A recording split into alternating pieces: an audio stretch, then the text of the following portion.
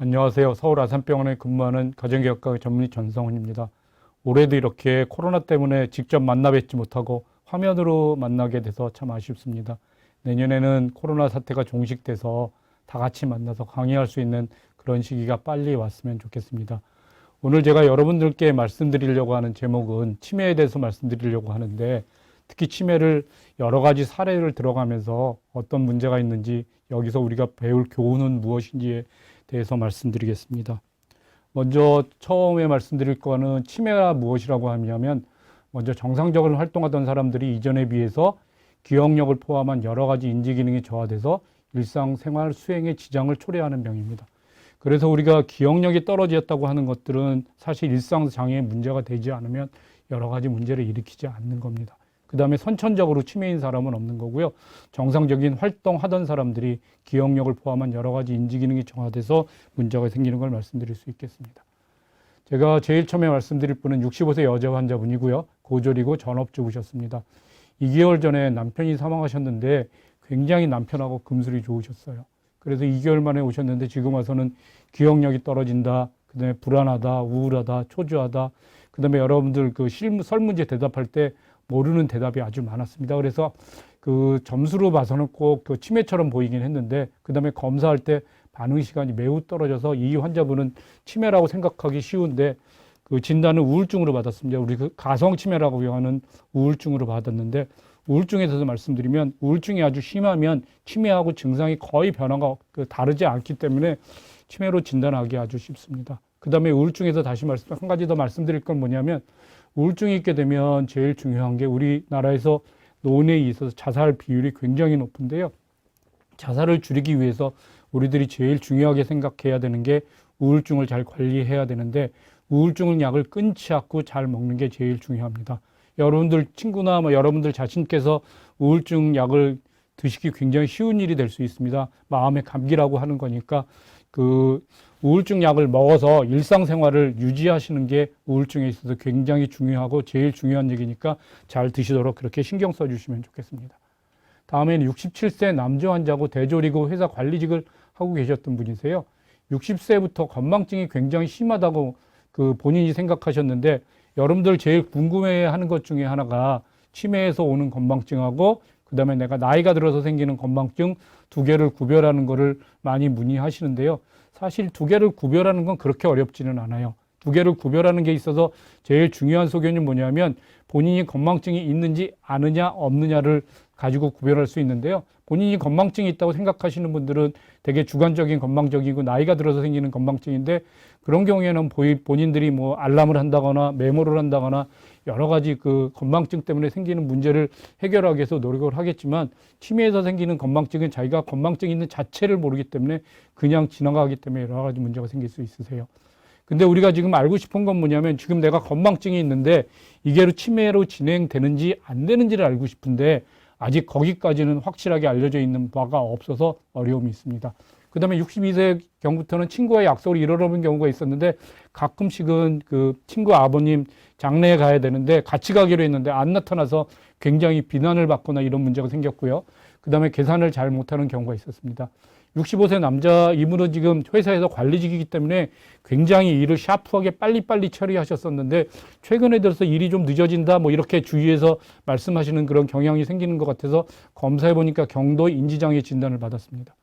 그래서 말씀드렸던데 주관적인 건망증에서 발견해서 치매 진행이 예방하는 게 목표인데 아직 여러 가지 검사 방법이 나와 있기는 해요. 근데 아직은 그 약물이 확실히 발견될 건 없고요. 지금 현재 치매 예방약을 복용하고 있기는 하지만 확실하게 치매의 발병을 늦출 수는 있겠지만 진행을 막지 못한다는 게 현재로서는 어려운 점입니다. 그래서 제가 그 15가지 설문을 한번 여러분들하고 같이 해보려고 하는데요. 이 중에서 설문 중에서 그 한 달에 한 번 정도 있다면 문제가 되지 않지만 일주일에 한 번 정도로 자주 있다 그러면 문제가 될 수 있는 것들이 될 수 있습니다. 그래서 15개 중에서 두세 개가 그런 게 있다고 하면 여러분들 치매 검사를 받아보시도록 하시는 게 좋겠습니다. 오늘은 몇 월이고 무슨 요일이 잘 모르겠습니다. 오늘 제가 그 녹화하는 날은 2월이고 화요일이거든요. 근데 여러분들께서 이걸 잘 모르신다면 문제가 되실 수 있으세요. 그 다음에 자기가 놓아둔 물건을 찾지 못하는 것, 그 그다음에 같은 질문을 반복해서 계속하는 것, 약속하고서 잊어버리는 것, 물건을 가지러 왔다가 잊어버리고 그냥 온다 등이 되게 기억력에 관한 설문입니다. 이런 문제가 자주 있다면 기억력이 떨어진 걸로 판단해 볼 수 있겠습니다. 그다음에 인지기능이라고 하는 건 우리가 판단하고 생각하는 기능인데 물건이나 사람의 이름의 대기가 힘들어 머뭇거린다. 사실은 한두 번은 이런 걸 경험해 본 적이 있을 거예요. 말하다가 뭐 갑자기 생각이 나지 않아서 이런 경우가 있겠지만 그런 게 자주 있다 그러면 문제가 될 수 있고요. 그 다음에 대화 중에 상대방하고 얘기했는데 이게 이해가 되지 않아서 다시 한번 설명해 달라거나 이런 말이 있다면 문제가 되실 수 있고요. 길을 잃거나 헤맨 적이 있는데 이건 맨 처음에는 낯선 곳에 가서서 그 길을 잃거나 헤맨 적이 있는 거는 뭐 어쩔 수 없거나 그런 일이 생길 수는 있지만 그게 점점 진행된다면 그다음에 익숙한 곳에서도 길을 잃거나 헤맬 수 있습니다. 그다음에 예전에 비해서 계산 능력이 떨어졌다거나 그다음에 걸음값 뭐 거스름 계산을 잘 못하는 이런 일이 생길 수 있고요. 그다음에 인지기능 장애가 성격이 변한 걸로 그렇게 인지될 수도 있습니다. 그다음에 일상생활에 가서도 여러 가지 질문을 하겠는데 이전에 잘 다루던 기구의 사용이 서툴러졌다. 세탁기, 전기밥솥, 뭐 시골에 계신 분 경운기 같은 걸 잘 쓰셔야 되는데 그런 걸 잘 운전하고 다니는데 잘 못하신다거나 예전에 비해서 방이나 집안 정리를 잘 못한다거나 그다음에 뭐 결혼식에 갈 때는 정장을 입고 가야 되는데 추리닝 입고 간다거나 그다음에 장례식장에 하얀옷을 입고 간다거나 이런 상황에 맞게 옷을 선택하지 못한다거나 그다음에 대중교통 수단을 이용해서 내가 그 어디를 갈 때 환승을 해야 되는데 그런 걸 못한다거나 어디서 내려야 할지 몇 번을 갈아타야 될지 이런 목적지에 가는 게 힘들어진다고 하면 문제가 될 수 있고요. 그다음에 관절염 때문에 무릎이 아파서 그 대중교통 수단을 못하는 건 제외되는 거고요. 근데 내복이나 옷이 더러워져도 갈아입지 않는 건 이제 위생관념이 없어지는 그런 문제가 일상생활에서 생긴다면 문제가 될 수 있고 15개 제가 설문을 했는데 그중에서 2-3개 정도가 문제가 된다면 그 문제가 되실 수도 있습니다. 그 다음에 치매 진단에 대해서 말씀드리면 사실 치매 진단은 여러분들께서 흔히 생각하면 MRI 하나만 찍으면 치매를 탁 진단할 수 있을 거라고 그렇게 생각하시긴 하는데 실제로 치매 진단은 그렇게 간단하지는 않습니다. 제일 처음에 치매가 어떻게 생기는지, 언제 천천히 생기는지, 갑자기 생기는지 이런 것들을 먼저 잘 들어봐야 되고요. 그거는 환자 본인이 얘기할 수도 있고 그 다음에 그 보호자가 얘기해 줄 수 있는데 그게 1번이고요. 그 다음에 환자를 진찰해야 되는데 먼저 내과적인 진찰, 그 다음에 어디가 말씀을 잘 못하신다거나 신경학적으로 문제가 없는지 하는 진찰이고요. 그 다음에 지금 2가지가 굉장히 중요한 건데 그 2가지가 굉장히 중요한데요. 하나는 신경심리검사, 하나는 뇌영상검사입니다. 이거는 지금 아까 말씀드렸던 우리가 설문에서 했던 기억력, 그 다음에 인지장애, 그 다음에 일상생활을 잘 할 수 있는지 여러 가지 검사를 하는데 우리가 보건소에서 하는 MMSE는 30점짜리 간단한 문제지만 이거는 되게 30분에서 1시간 정도 걸리는 굉장히 여러 가지를 질문하는 그런 걸 해야 하고요. 그래서 여기서 몇 점이 맞는지 굉장히 중요한 거고 뇌 영상 검사는 CT, MRI, PET, 스펙트 이런 여러 가지 할 수 있는데 여기서 보이는 CT하고 MRI는 이 뇌의 단면을 잘라서 그냥 보는 검사고요. 그래서 우리가 뇌 혈관이 막혔다거나 아니면은 그 위축이 됐다거나 이런 걸 알 수 있어서 우리가 지금 생각하는 그 진단이 무언데 거기서 그 기억력이 떨어지는 해마 부위에 지금 위축이 있다거나 혈액 공급이 적다거나 이런 걸 알 수 있고요.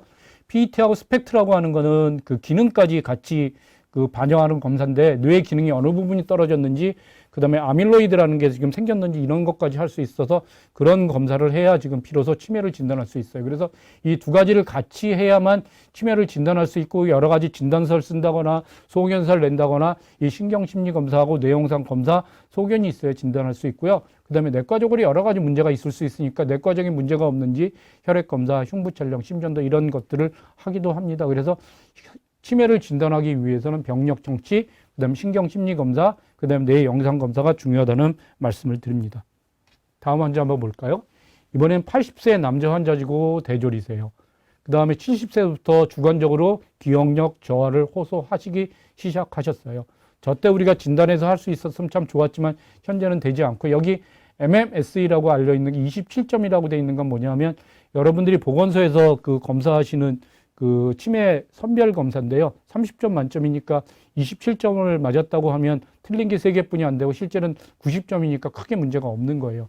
이때 이분들이 불편했던 건 뭐냐면 물건 둔 곳, 약을 먹었는지 잊어먹고 단어를 금방 대지 못하는 그런 어려움이 생기기 시작했고요. 길찾기, 일상생활에는 전혀 문제가 없었어요. 이때서부터 약물 치료를 하기 시작은 하셨어요. 그 다음에 70세 초기에 들은 내용을 전달하지 못하고 같은 질문을 반복하고 익숙하지 않은 곳에서는 헤매기 시작하신 겁니다. 여기 보면 27점에서 20점으로 5년 만에 떨어졌는데 이 MMS랑 검사를 여러분들 65세서부터 보건소에서 할 수 있는데 이거를 한 번 하는 거는 의미가 확실히 할지 모르지만 이걸 여러 번에 걸쳐서 몇 년에 걸쳐서 하면 성적이 떨어지는 걸 잘 관찰할 수 있습니다. 그다음 78세가 돼서는 약속을 전혀 기억하지 못하니까 다른 사람을 만날 수 없고 그다음에 익숙한 동네에서도 길을 잃어버리기 시작합니다. 소변 실수하고 세수 못하는 이런 문제가 생기니까 집에서는 이제 같이 모셔야 되나 요양원으로 모셔야 되나 여러 가지 고민을 하게 되는 겁니다. 그래서 이 시기가 제일 어려운 시기가 될 것 같고 집에서 그 같이 돌보고 계시다 이 시기가 되면 여러 가지로 보호자들이 어려움을 겪게 되는 겁니다. 79세는 이제 치매 말기라고 말씀드렸는데 아들도 알아보지 못하고 삼키지 잘 못하니까 식사 잘 못하고 대소변 못 가리니까 대소변 받아내야 하는 어려움이 생기니까 결국엔 요양병원에 입원하게 됐고 그때 MMSE가 13점으로 거의 그 성적을 우리가 과거에 기억했던 게 27점에서 13점으로 떨어진 겁니다. 그래서 알츠하이머 그 치매로 진단받았던 경우입니다. 알츠하이머병이라고 하는 거는 치매 중에서 제일 진한 거예요. 이게 특징이 뭐냐면 갑자기 생기는 게 아니라 점진적으로 시작하고 악화를 보이긴 하는데 기억력 장애가 주가 되는 겁니다. 아까 말씀드렸던 대로 70세부터 문제가 됐고 문제가 생기기까지 7, 8년 걸리거든요. 일상생활하는 데는 크게 문제 없으니까 가족들이 잘 관찰하지 않으면 사실은 잘 몰라요. 그 다음에 이게 이제 악화시키는 요인이 뭐냐면 뭐 이사를 간다거나 새로운 데를 간다거나 이랬을 때 적응이 잘 안 됐을 때 갑자기 문제가 생기는 그런 게 보일 수 있고요. 그 다음에 이제 조금 지나게 되면 신경정신학적인 문제, 신체적인 물세가 발생하는데 뭐 배회한다거나 폭력적인 증상이 생긴다거나 망각, 망상, 환각, 환시 이런 것들이 생길 수 있는데 그런 증상이 생기면 치매 예방약만 가지고는 치료가 되지 않기 때문에 신경정신학적인 그런 약물을 사용하게 되는 그런 어려움이 생길 수 있고 그때서부터는 집에서 그 환자를 돌보기 어려운 문제가 생길 수 있습니다. 그다음에 유병 기간이 2년에서 20년인데 평균에는 대개 8년 내지 10년 정도에서 걸쳐서 돌아가시거나 그런 일이 생길 수 있고요. 발병 연령이 낮을수록 빨리 진행되는 걸로 알려져 있습니다. 위험 요인은 여러 가지가 있을 수 있는데 확실한 거는 연령 증가하고 가족력이고 가능성이 많은 건 여성에서 좀 많은 것 때문에 여성에서 좀 많이 생길 가능성이 있는 것 같고요. 그다음에 우울증이 잘 치료되지 않으면 그 치매로 넘어갈 가능성이 많이 있습니다. 그다음에 그러면 이 알츠하이머 치매를 예방하는 건 무엇을 할 수 있느냐? 굉장히 어려워요. 사실은 이게 지금 치매라고 하는 게 그 50대에서 시작돼가지고 뭐 60대, 70대에서 발병하는 게 아니라 젊어서부터 내과적인 문제, 여러 가지 문제가 쌓여서 그때 치매로 진행하거나 이런 것이 될 수 있는 그런 문제가 있기 때문에 치매를 예방한다고 하는 건 지금 뇌의 기능이 떨어지는 거니까 뇌의 기능을 살리는 게 우선이세요. 그럼 뇌의 기능을 살리는 게 제일 좋은 게 뭐냐 하면 사람들을 만나고 사람하고 부딪히면서 사는 게 제일 좋은 방법이세요. 그래서 가능하면 여러분들 지금 이 복지관에서 강의 들으시는 분들이 꽤 많으실 텐데 복지관에 매일 나오셔서 친구 만나고 친구들하고 뭐 싸우기도 하고 그다음에 사이좋게 지내기도 하고 이런 그 인간관계를 계속 하시는 게 제일 중요하고요. 친구들을 계속 만나는 게 제일 중요합니다. 두 번째로 그다음에 머리를 쓰기 위해서 우리가 할 수 있는 건 뭐냐면 무언가 배우시면 좋겠어요. 특히 일기 쓰라고 많이 권유해드리고 치매 예방반에서 일기 쓰기 같은 거 많이 하고요. 그 다음에 의사들이 제일 권해드리고 싶은 건 지금도 늦지 않았으니까 외국어 하나 배우시면 좋겠어요. 근데 외국어 배우는 게 현실적으로 어렵다면 여러분들이 젊어서부터 하고 싶었던 거 피아노 치고 싶다든지 바이올린 해보고 싶다든지 이런 그 해보고 싶은 걸 하시면 좋겠어요. 사실 60대에서 피아노 치기 연습 시작하면 80대면 80까지 사는 부분이 대부분이니까 그때는 피아노를 관중 앞에서 연주할 수 있는 그런 실력이 되실 수도 있는 거니까 포기하지 마시고요. 꼭 배우고 싶은 거 배우시도록 그렇게 하시면 우리 뇌를 잘 쓸 수 있습니다. 그 다음에 또 한 가지 많이 받는 질문이 고스톱 많이 치시잖아요.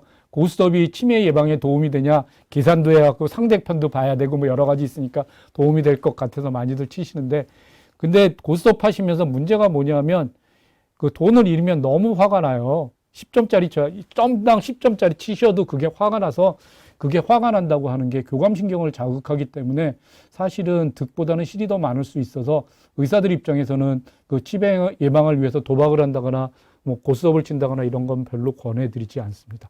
그 다음에 이제 운동 열심히 하시고 그 다음에 영양 부족이 되면 치매로 가기 쉬우니까 체중이 줄지 않도록 그 영양 그 식사를 잘 하시도록 그렇게 관리하시면 좋겠고요. 우리 그 노인들에서 부족한 영양이 뭐냐면 단백질하고 칼슘이니까 사실은 단백질하고 칼슘을 많이 드실 수 있도록 노력해 주시면 좋겠습니다. 그 다음에 이제 드릴 말씀이 약물 치료인데요. 지금 약물 치료는 치매 예방약이라고 알려져 있는 약이고요. 이게 지금 굉장히 많이 쓰이고 있는 약인데 이거의 기전은 뭐냐면 우리가 생각하고 이렇게 행동하고 이런 것들이 세포하고 세포 사이에 그 전기처럼 신경 전달 물질이라는 아세틸콜린이라는 게 있는데 이게 그 줄어들지 않게 하면 우리가 좀 더 빨리 생각할 수 있고 빨리 그 중등도의 그 치매나 경증의 치매에서 효과가 있거든요. 그래서 아세틸콜린이라는 그런 신경 전달 물질이 없어지지 않도록 하는 그런 약물 치료를 하면 인지기능 개선 치료제 치매 예방약이라고 해서 지금 사용하고 있고요. 그래서 경증이나 중등도의 치매에는 효과가 있고 인지기능 개선 및 정신 증상 조절에 도움이 될 수 있습니다. 그렇지만 결국엔 치매에서 계속 진행하는 뇌신경의 변성을 막아주지 못하기 때문에 아직까지 완치 개념은 아니지만요. 이게 지금 할 수 있는 게 뭐냐면 우리가 치매 초기 발견해서 이거를 한다면 치매 말기로 넘어가는 시간을 줄일 수 있어서 결국에는 일상생활을 가능하면 오래 하면서 치료할 수 있는 걸로 그렇게 할 수 있으니까 치매를 진단하고 있다고 해서 두려워하지 말 거고요. 그 다음에 두 번째로 인지기능 장애에서 치매 예방약을 시작하게 하면 그때로 잘 치료하시도록 그렇게 하시면 좋겠습니다. 그래서 약을 끊지 않고 우리가 혈압약이나 그 다음에 당뇨약 끊지 않고 평생 드시는 것처럼 그렇게 약을 계속 드시면서 치매를 관리할 수 있도록 그렇게 지금 약을 드시면 좋겠고요. 조금 더 지나면 좀 더 근본적인 치료를 할 수 있는 약물이 생길 수 있으니까 우리가 좀 더 잘 치료할 수 있도록 그렇게 생각해 주시면 좋겠습니다. 그 다음에 볼 환자는요, 60세 여자고요. 대학 졸업했고 지금 전직 교사이십니다. 그래서 역사 선생님이셨고요. 지금 58세쯤에 그 명예퇴직을 하셨던 분이세요. 과거력으로는 고혈압, 고지혈증, 골다공증이 있어서 약물 치료를 계속 하셨던 분인데 58세 때 계속 왔을 때 갑자기 10년 전의 일을 그 어제 일처럼 얘기하고 시작했고요. 질문을 잘 이해 못 하셨는지 같은 질문을 반복하셨어요. 이게 지금 58세 역사 선생님이시니까 학생들한테 가르치고 이랬던 분인데 지금 같은 질문을 반복하는 거니까 굉장히 의아했고요. 그 다음에 진료 날짜, 중요한 약속을 기억하지 못하고 시간 순서가 완전히 뒤바뀌어 있더라고요. MRI를 찍어서 보니까 지금 이런 것들을 해야 되는 그런 인지 기능의 중요한 영역에 혈액 공급이 부족하고 아직 그런 것들이 잘 보이지 않는 그런 게 있었습니다. 그다음에 그래서 혈관성 치매로 그렇게 진단을 했습니다. 그래서 혈관성 치매가 어떤 사람들한테 잘 오는지 한번 설문을 아까 했던 것처럼 다시 해보면 그 위 증상들이 어느 날 갑자기 발생해요. 아까 알츠하이머 병이라고 하는 거는 주위에서는 잘 못 볼 정도로 가까운 사람만 알 수 있을 정도로 잘 모르지만 언제는 벌써 치매가 진단되고 있는 거지만 이 혈관성 치매는 갑자기 발생하는 게 특징적이고요. 뇌졸중을 알았던 사람도 있고 안 알았던 사람들이 있어요. 뇌졸중 후에 오는 치매는 뇌졸중 때문에 그러니까 혈관성 치매라고 쉽게 진단할 수 있지만 MRI를 찍어서 보면은 그 뇌졸중은 아닌데 조그만 혈관이 많이 막혔던 일이 여러 번 생기면서 그 혈관성 치매가 생기기도 하고요. 이게 뇌졸중 때문에 그러는 거니까 고혈압, 당뇨 앓고 있는 사람이 많고요. 그 다음에 걸음 이상, 발음장애, 손발마비, 감각 이건 뇌졸중의 대표적인 증상이세요. 그래서 이런 것들이 있을 때 혈관성 치매가 될 수 있고요. 그 다음에 증상이 나빠졌다 서서히 회복되고 나빠짐 점점 심해집니다. 그래서 알츠하이머하고 비교해서 보면 알츠하이머 이렇게 천천히 떨어지는데 이거 혈관성 치매는 계단처럼 떨어지세요.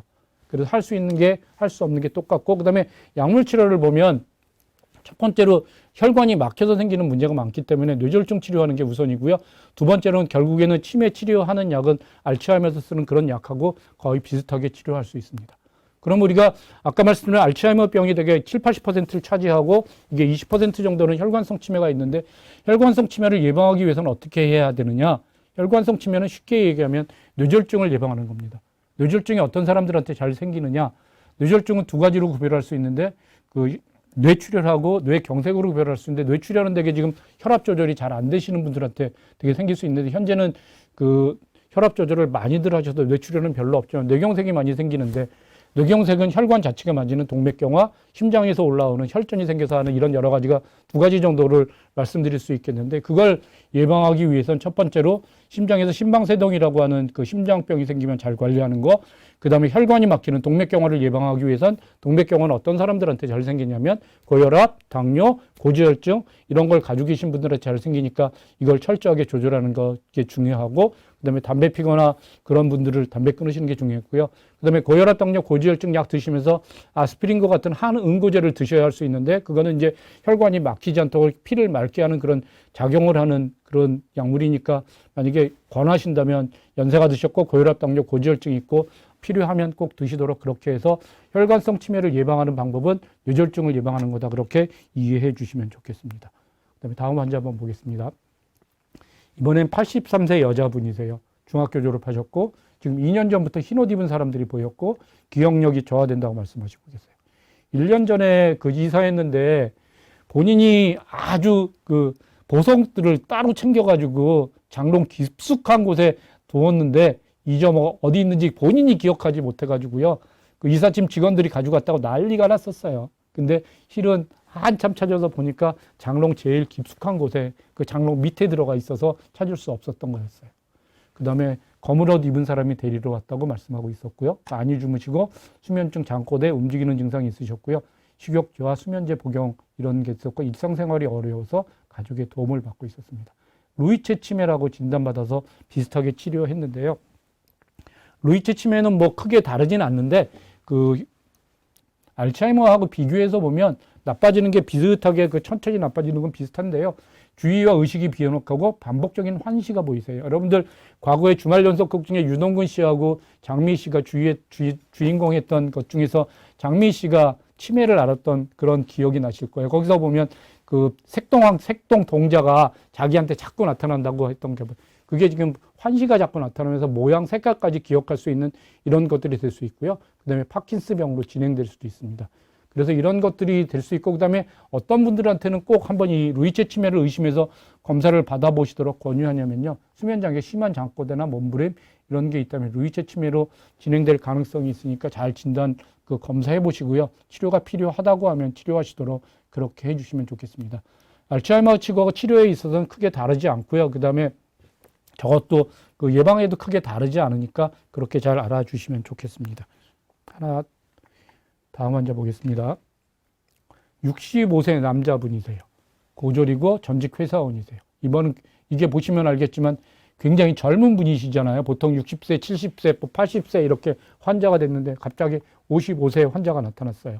55세 환자는 지금 성격 변화 때문에 호소하셨어요. 아까 우리가 인지기능장애 그 설문할 때 성격 변화가 그 설문지형이 있었죠. 이분은 지금 49세 때부터 문제가 생기셨는데 의욕이 떨어지고 게을러졌고 그다음에 참을성이 화를 많이 내고 조금씩 악화되는 경향이 있었어요. 52세에는 하루에 여러 번 부부관계를 요구하니까 부인이 화가 나죠. 그다음에 우울감 보이고 거의 대화가 없었습니다. 그다음에 55세 돼서는 아이들과 관식 두고 싸우고 매일 게임만 하고 TV를 많이 보는 걸로 그렇게 해서 병원에 왔어요. 그다음에 이분은 전축두엽 퇴행성 치매로 진단받으셨습니다. 이 전축두엽 퇴행성 치매라고 하는 건 65세 이전에 주로 발생하는 걸로 그렇게 알려져 있습니다.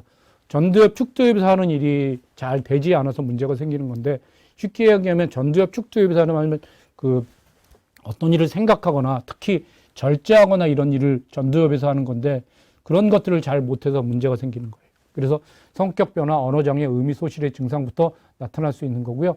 초기서부터 성격 변화가 심하게 나타나고 화내고 욕설적이고 진행하면 그 양상의 그 언어장애가 두려워지는 그런 아까 점점 말해서 말을 안 하는 그런 상태가 되세요. 그래서 젊은 친구들이 너무 젊은 사람들이 치매가 생기면서 뭐 이상한 행동이 먼저 나타나니까 성격이 변했다거나 폭력성이 된다거나 아까 말씀 성적으로 문란한 일이 생긴다거나 하면 한번 치매일지도 모른다고 의심해 보셔야 하고요. 한번 검사를 해 보실 필요가 있을 걸로 생각됩니다. 예, 마지막 환자 돌보기에 대해서 말씀드리겠습니다.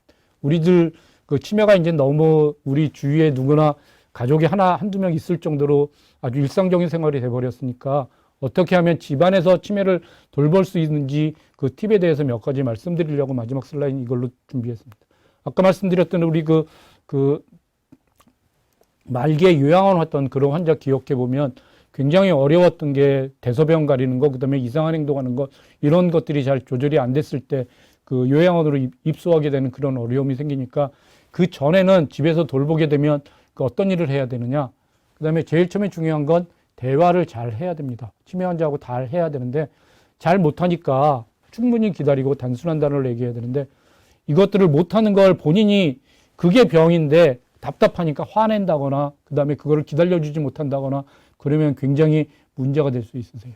여러분들이 알려진 것 중에 제일 잘못 알려진 게 뭐냐면 치매 환자들은 되게 마음이 편할 거다. 세상에 아무것도 모르니까 자기 생각에 갇혀서 굉장히 편하게 사는 사람이고 마음 편한 사람들일 거라고 생각하는데 실은 치매 환자들이 굉장히 스트레스가 심합니다.